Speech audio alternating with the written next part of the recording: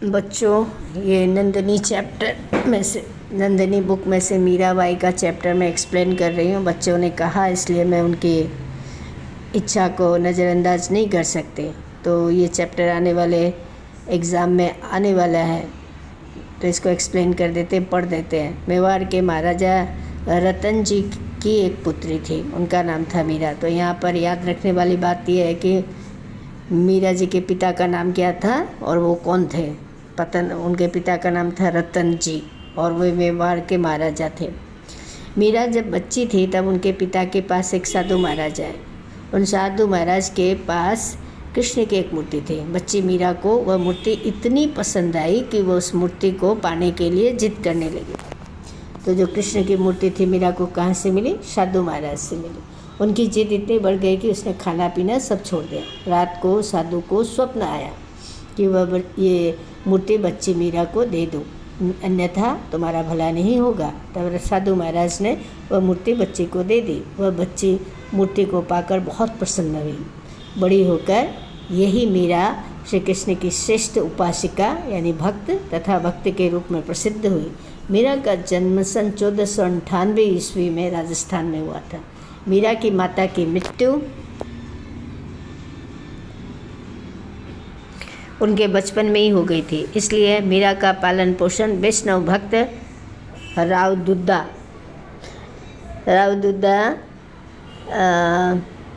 जी ने किया था। याद रखना, मीरा का पालन पोषण किसने किया? वैष्णव भक्त थे, वो विष्णु के भक्त थे, इसलिए वैष्णव कहलाए। वैष्णव भक्त राव दुद्दा जी ने किया था। राव दुद्दा जी का अधिकांश समय भगवान की उपासना में व्यतीत होता था।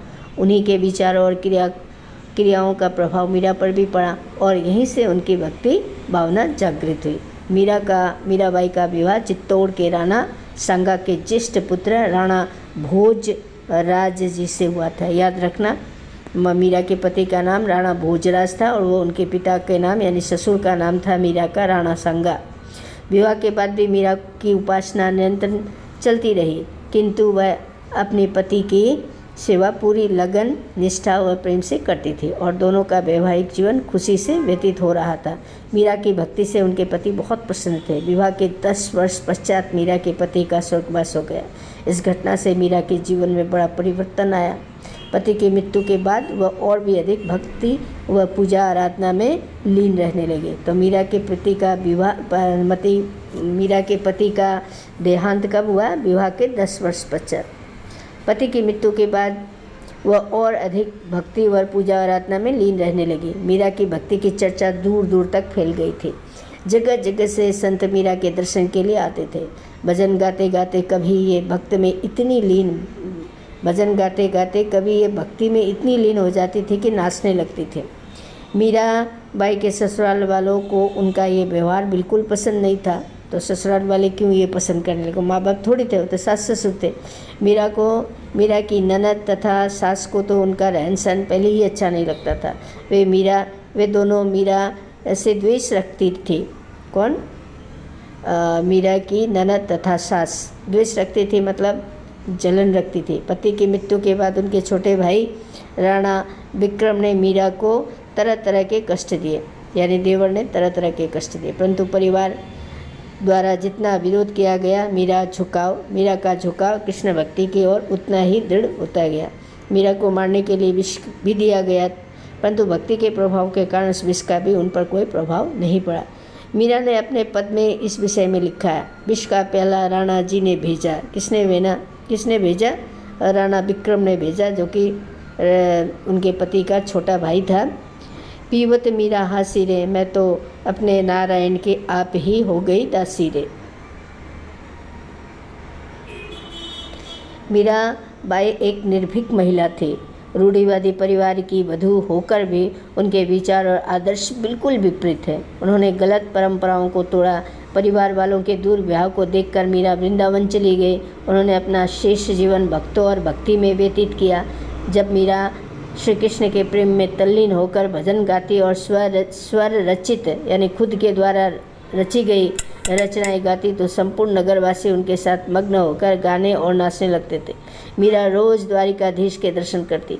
मीरा द्वारिका द्वारिका भी गई। उनके जाने से द्वारिका का नगरी भक्ति संजोग से सरोवर हो गई, भक्ति संगीत से सरोवर हो गई। जीवन के अंतिम दिनों में मीरा का श्री कृष्ण के प्रति प्रेम इतना अगाढ़ हो गया था, यानी इतना बढ़ गया था कि वे प्रेम की खातिर अपना तन मन त्यागने को तत्पर थी। उनका देहावसान द्वारिका नगरी में हुआ था। तो यहाँ याद रखने वाली बात यह है कि उनकी मृत्यु कहाँ हुई थी? द्वारिका में हुई थी। मीरा में अभूतपूर्व काव्य रचना के गुण विद्यमान थे। उनकी रचना में ब्रज भाषा, राजस्थानी, गुजराती भाषाओं के शब्द मिलते हैं। याद रखना, वो बहुत कविताएं लिखती थी और भाषाएं क्या थी? ब्रज भाषा थी, राजस्थानी थी, वह गुजराती थी। कहते हैं कि उनके पदों में जन जन को प्रभावित किया, उनके पदों ने जन जन को प्रभावित किया। उनकी प्रसिद्धि उनके जीवन काल में ही फैल गई थी। मीरा ने उस समय किसी संप्रदाय से संबंध नहीं जोड़ा, वरन अपनी निजी साधना को ही प्रधानता दी। मीरा की उपासना माधुर्य भाव की थी, यानी उसमें प्रेम था और वो अपने आराध्य देव कृष्ण के प्रति प्रेम भाव था। वे अपनी रचनाओं के माध्यम से व्यक्त करती है कि वे कृष्ण को अपने पति के रूप में मानती थी। भक्ति रस में मीरा की रचनाओं में जो प्रेम और स्नेह है वह कहीं और नहीं मिलता। मीरा श्री कृष्ण के प्रेम में विभोर हो इस संसार से विदा हुई। कृष्ण भक्ति में रचे बसे उनके पदों पर हिंदी साहित्य की अमूल्य निधि है। कृष्ण भक्ति में रचे बसे उनके पद हिंदी साहित्य की अमूल्य निधि है, यानी जिसकी तुलना पैसा देकर भी नहीं चुकाया जा सकता। मीराबाई का जन्म कब और कहाँ हुआ था? मीरा का विवाह किसके साथ हुआ था? मीरा का अंतिम समय कहाँ व्यतीत हुआ था? द्वारका में व्यतीत हुआ था, है ना। तो ये सारी बातें मैं एक्सप्लेन कर चुकी हूँ। आपको ये चैप्टर पसंद आएगा और इससे आपके जुड़े हुए जो विचार है, जो प्रश्न है, वो भी समाधान होंगे और परीक्षा में आपको अभूतपूर्व सफलता प्राप्त होगी।